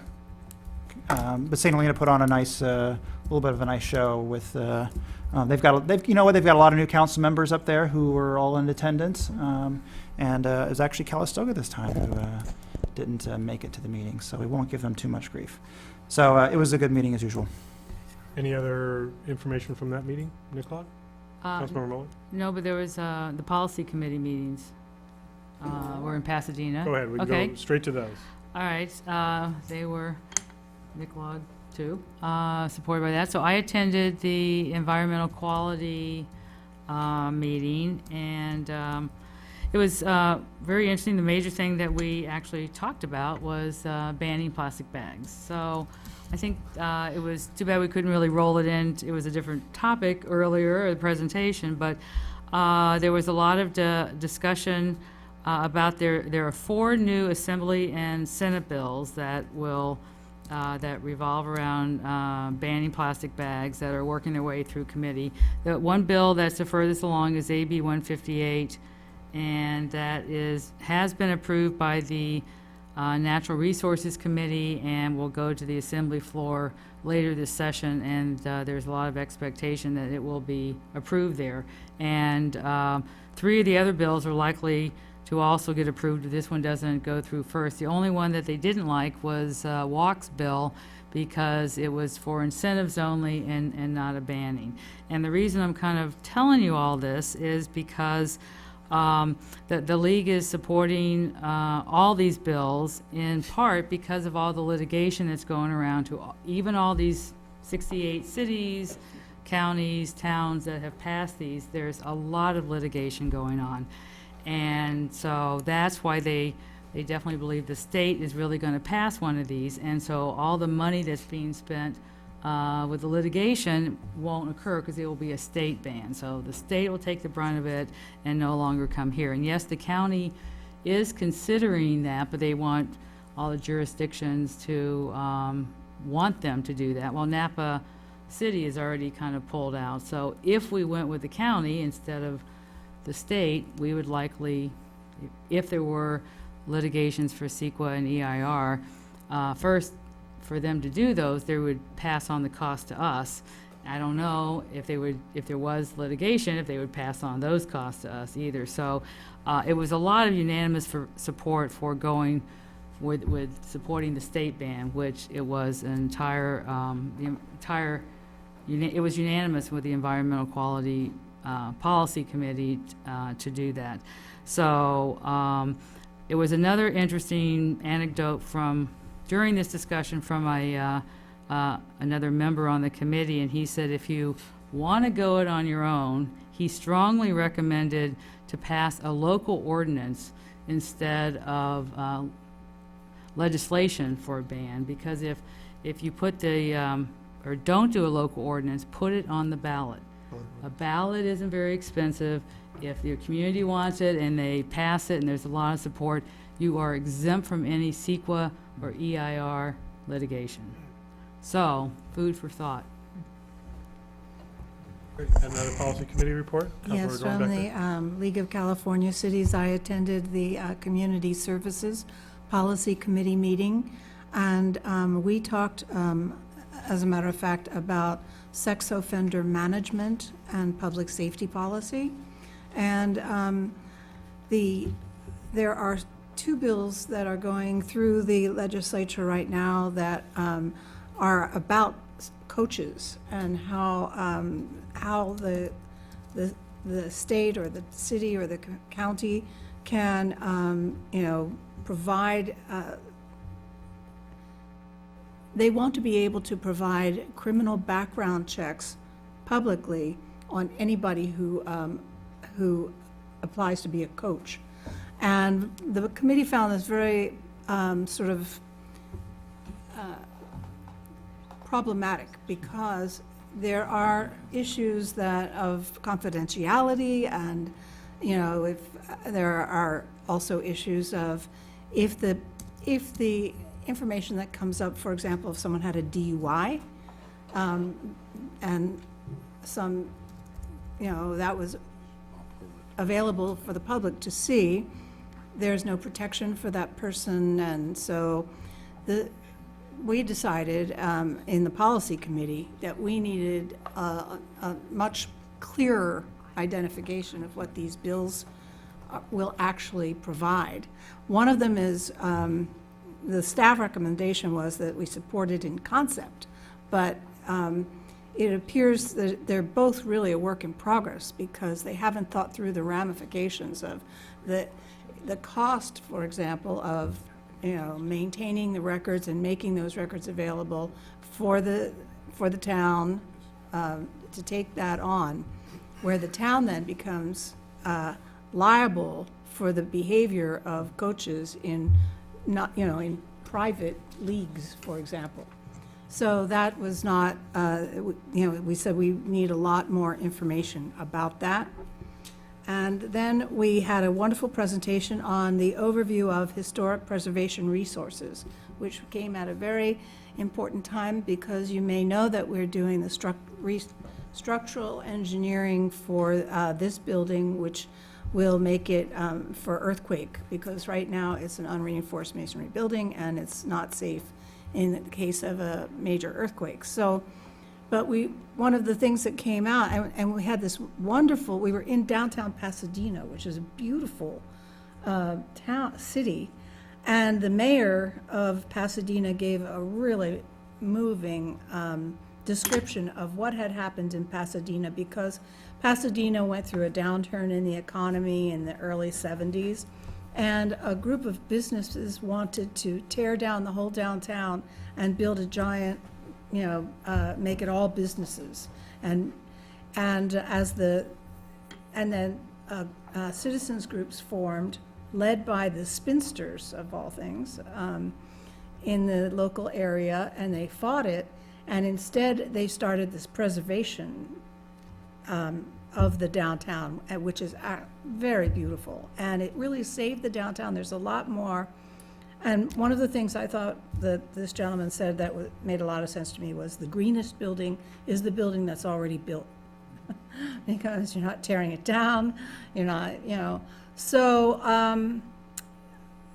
it came out during this meeting. I asked the question about windows, because one of the things that we're considering in our building is, the windows are from 1930, in the 1930s, because that's when the building was built, and we have the opportunity, we're sort of not on the historical register, but we could be. And so we can do the restructuring. We're working, this is a work in progress too, but the windows are an important component, so we're having conversations about that. So this all fit in with what my policy committee was talking about, so I thought that was a very good thing. Great, thank you for that report. Do we have a report on Upper Valley Waste Management Authority? We did not meet yesterday. We'll be meeting in May. Okay. Other meeting reports, specific meeting reports? Comments or other feedback? Councilmember Mueller? I have suggestions for future agenda items. Do we do that now or? Let's next? do that next. Okay. Under future agenda items. Vice Mayor, I have go for it. one report. You may have read a story that was in the Napa Register regarding Youngville Elementary School and the Youngville School Foundation. We have had, over the past 3.5 years, very consistent and productive dialogue with the school district. We've had tremendous community support, not only emotionally, but financially, which helped plug an operating deficit that the school ran while the school district continually, year over year, got more and more budget cuts. Recently, things have what I would call stabilized. I wouldn't say they have necessarily recovered. They have not recovered in any way back to their previous levels, but they have gotten slightly better, which is maybe worse, but not worst. And they've been able to, it's bad, it's just not terrible. Thank you. The budget's bad, it's just not terrible. Okay. and terrible is, bad feels good. So the school district has been able to reinstate a full calendar of 180 school teaching days per year, which is great, eliminate furloughs for teachers. And we had a long but productive discussion with the school district about the need for the Yountville community to continue to financially support a public school on an operating basis. And the outcome of that is the school foundation and the district have agreed to suspend the financial commitment to keep the school open. They've made a statement that the school, through their facility plan, is integral to the town and to the district. And there's a new effort that is getting underway to bring essentially the New Tech Network, which started at New Tech High School. They are bringing that K all the way through 12. And Yountville Elementary School is expected to be one of the very first schools in the district, and as a matter of fact, the nation, to be in one of those verticals. So that means that the school foundation's mission has changed a little bit. Our goal has always been to keep the school open, but this is providing a very clear way to boost enrollment and help the school. So we're working through as a board some of the details, but we will help support particularly the Napa Learns organization and the Napa Valley Education Foundation on that. But that should be considered really, really good news and a little bit of a cloud that may have been hanging over the school, which is not there anymore. Great. And I must admit that when we were speaking with Superintendent Glazer and then Dr. Sweeney about this, I didn't anticipate us actually getting to that point where we wouldn't be filling the school district's budget deficit. So that's very encouraging to hear. All along, we hoped that money, if continued to be gathered, would go toward programming and improving the educational experience in Yountville, not to run the lights and the maintenance of the building and things like that. So, and frankly, the voters have a lot to be thankful for with Prop 30 and allowing K through 12 education funding to recover, at least to a degree. So I would say on that, on behalf of the voters, we should make sure the legislature holds up their end of the bargain when the new budgets come out. Yes, protect that good luck money. with Councilmember Hall, or Vice Mayor, did you want to talk about the Yountville Elementary School silent auction fundraiser that just happened last week? I honestly don't It know just any happened more in the than, report. I don't think we have a complete report yet. We will in the next meeting. How about that? Okay, We'll get great. information for the next meeting. Great, thank you for that. So a few items that I have. One, we will be, several of us going to the North Bay League of California Cities division meeting this Thursday in Fairfield, and we'll report back at our next council meeting.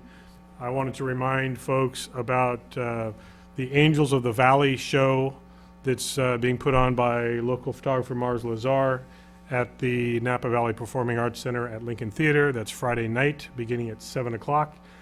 It's a very interesting visual presentation, basically using new 3D technology to project some of his amazing Napa Valley and Yountville imagery all around the theater, not just on the main screen, but kind of in surround imagery. It sounds very cool, and they're also going to host some brief Q&As with area, either longtime residents or other people of interest to discuss some of the images that are on the screen. So I think that sounds like a very interesting event. That's part of the Yountville's effort to support the Arts in April that's going on throughout the valley. Speaking of that, Yountville Art Sip and Savor is this Saturday from 11 to 4. People I think it's only $10 recommended donation to enjoy some of our local vintners' wine and our local chefs' food as you stroll around and see some of our fantastic art in the art walk, as well as we have 4 or 5 of our artists that will be present to talk about their individual pieces. So whether that's a beautiful stroll on what's supposed to be a beautiful Saturday, or the trolley is also available for those that want to get from piece to piece even faster. Also a reminder, on April 24th, the League of California Cities is hosting their annual Legislative Action Day. I'm not sure if other council members are going, but I'll be going and meeting not only our state legislators, but I have appointments with a few others, in particular those that are involved in Veterans Affairs and the Veterans Affairs Committee, just to talk about what's going on a statewide level, to make sure that we're able to represent our veterans community here in Youngville to the best of our... What's that date again, please? April 24th, Wednesday. Then the last report I wanted to give was on my trip to Beijing, China, which was last week. And I wanted to thank the council for supporting that opportunity. It was, I would say, better than I anticipated. It was an excellent week of meetings with initially the chairman of the Ministry of Commerce Association of International Trade, who is kind of spearheading for the ministry these global purchasing centers that will have a Napa Valley wine retail space, for lack of a better term. And we were, I think, very successful in promoting Youngville Appellation wines as well as Napa Valley wines in general. Everywhere we turned, whether it was with the Ministry of Commerce or other business leaders that we met with, they are extremely excited about getting Napa Valley wines in China, not just in Beijing, but we were working specifically in Beijing. I attended the lunch that included Governor Brown's keynote.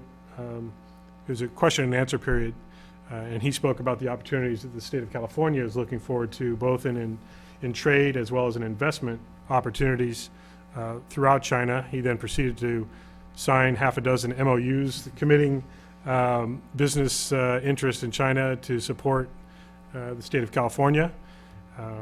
I've since heard that Illinois, New York, and even the state parks in Utah have agreed to MOUs with various interests in China. So there's quite a national and especially a statewide effort going on right now. The Napa Valley Vintners Association has people in China this week. They're also going to Beijing. I think they're also adding Shanghai and one or two other cities to their outreach. So I look forward to, when everyone's back from China, us getting together collectively and talking about how best to move forward and pursue these opportunities. But I was very encouraged with our ability to promote Youngville as a premier destination of interest through the ministry, as well as to these business leaders that we met with, sometimes over lunch or dinner, or just in their offices. And I must say, the government office buildings are not as elaborate as the private business offices are. I'm sure that's true here in Sacramento as well, but definitely a tale of two office spaces. But more to come on that, but I think great potential there for Youngville and the Napa Valley.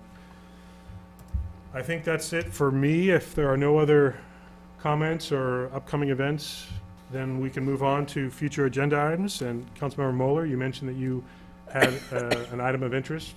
Yeah, I just wanted to, I've heard from some people in town, and I thought maybe it'd be time to get an update on our town-wide sign program for the businesses, to get an update on where that is. The wayfinding signs? Wayfinding sign, thank you for that. And I think we talked about it briefly, but not officially during this part, but getting on the closed session calendar, the performance evaluation for the town attorney. Okay. Bob, is there development enough to have a report coming up, possibly at our next meeting or two, on wayfinding? Great. Okay. We'll do that. Is that it for future agenda items? We see those that are listed here. Budget workshop number 2. Is that official, number 2? Yes. All right. Doesn't sound like enough. Well, we'll have 3 and 4. Oh, I know. So study sessions and workshops are not the same. They're not numbered the same. Just to confuse you and keep everybody aware. No, every workshop follows a sequential number. The special study sessions are outside of the council meetings. But since we talk about the budget during council meetings, we just wanted to keep a sequence. You're selling So- yourself short with number 2 is our point. It feels like 12. Yeah. That's No, what it's That's- only that's two. the only point. We're just getting warmed up. I didn't think we had any yet. Yeah, you have no idea. We told the public there was dozens of meetings, and there are, but it sounds like there's only 2.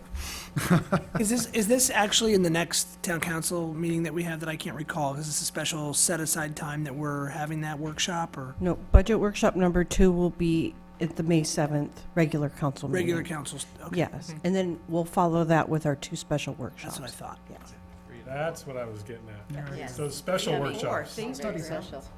The audience will be packed. With that, Yes. we have reason for closed session, I understand. And we'll be meeting in closed session under all 3 of these items as listed on the agenda, or do we know? Let's say yes. Yes. Okay. Okay, Mayor, I'd like to read those items into the record for a closed Okay. session. Conference with legal counsel, existing litigation pursuant to Government Code Section 54956.9A, cases Town of Yountville versus Swank Construction and others. B is public employee performance evaluation pursuant to Government Code Section 54957.6, position of town manager. And finally, C, conference with legal counsel, anticipated litigation, Government Code Section 54956.9D2, one matter relating to legal issues and potential litigation as defined in Government Code Section 54956.9E1, and which facts and circumstances need not be disclosed at this time. Thank you. Do we anticipate any reportable action out of any of these items? No. No? Okay, so with that, I'll entertain a motion for adjournment to our next regular scheduled council meeting on Tuesday, May 7th at 6 o'clock, and I would request that our adjournment be in memory of the victims of the Boston bombings. So moved. Is there a second for that? Second? Are you sure? Well, Oh, that's right. I'm Yes, sorry. we have to We're go to going to closed adjourn session. into closed session. We'll adjourn to that. We'll Sorry. adjourn Thank you. I to closed appreciate session. you I was being on board with honoring me. you with the Boston. Trying to close this meeting too soon, but we will be adjourning to that after our closed session, so we will, For the clarification. yes. That's why you had that look on your face. I know I that. was like- Steve leaves me a note. We're going to adjourn to closed session, and then we'll go back through I'll move to that that formal adjournment. adjournment.